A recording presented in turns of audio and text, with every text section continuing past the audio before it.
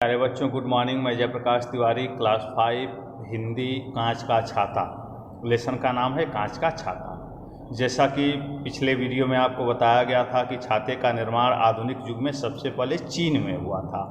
यदि हम पौराणिक दृष्टि से देखें तो जमदग्नि और रेणुका के कारण सूर्य भगवान ने सबसे पहले उनको छाता दिया था। लेकिन हम वैज्ञानिक तथ्यों के आधार पर ही देखें, आधुनिक तथ्यों के आधार पर देखें तो इसका निर्माण सबसे पहले चीन में हुआ था। और आपको बता दें कि रिंपू के दादाजी वैज्ञानिक क्षेत्र में कुछ कार्य कर रहे थे और बार बार रिंपू उसमें जाने का, उनके रूम में जाने का, उनके घर में जाने का प्रयास करता था। बाद में उन्होंने बताया था कि यह विज्ञान अभिशाप होगा कि वरदान होगा, यह तो तभी समझ में आएगा जब इसका प्रयोग होगा, उसके आगे हमें देखना है। आज रिंपू के दादाजी को एक फ़ोन आया था। फ़ोन रखते ही उन्होंने अपना सामान एक बक्से में डाला और दिल्ली के लिए रवाना हो गए। जाते जाते बस इतना कह गए कि 2 दिन में लौट आऊँगा। दादाजी उसी शाम लगभग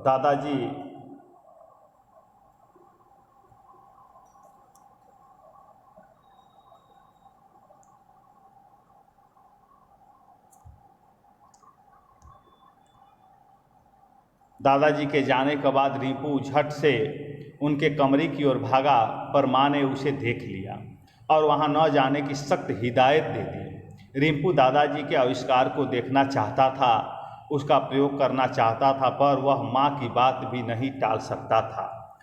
उस बच्चे के अंदर देखने की जिज्ञासा थी, ललक थी, लेकिन दूसरी बात थी कि वह अपनी माँ की बात को भी टाल नहीं सकता था, क्योंकि रिंपू एक आज्ञाकारी बालक भी था। उसी शाम लगभग 7 बजे माँ के पास नानी का फ़ोन आया। नाना जी की तबीयत ठीक नहीं थी, इसलिए घर के सभी लोग वहाँ रवाना हो गए।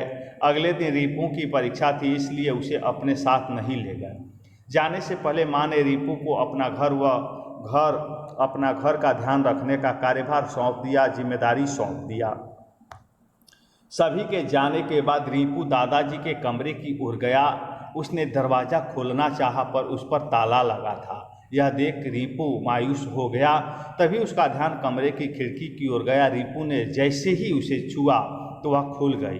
खिड़की को खुला देख रिंपू की खुशी का ठिकाना नहीं रहा। वह बिना वक्त गंवाए उस खिड़की से होता हुआ कमरे में प्रवेश कर गया।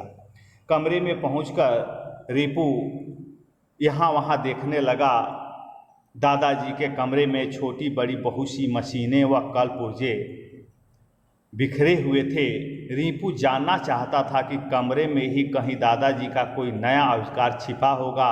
तभी उसकी नज़र अलमारी के किनारे पड़ी एक चमकदार वस्तु की ओर पड़ा। प्यारे बच्चों, आप यहाँ देख रहे हैं कि उस बच्चे का ध्यान दादाजी के कमरे में जब वह प्रवेश कर गया तो उसका ध्यान एक तरफ गया कि अलमारी के किनारे कोई न कोई चमकीली वस्तु पड़ी हुई है। जबकि कोई भी बच्चा हो, कोई भी बालक हो, जब उसे कह दिया जाए कि तुम्हें यहाँ नहीं जाना है तो वह बार बार प्रयास करता है वहाँ जाने के लिए। हर बालहट के यह कारक होते हैं कि वह जाकर के देखना चाहता है। रिंपू भी वैसा ही किया और वह कमरे में खिड़की के द्वारा प्रवेश कर गया। रिंपू के पास जाकर देखा तो वह एक छाता था। वह कोई आम छाता नहीं था।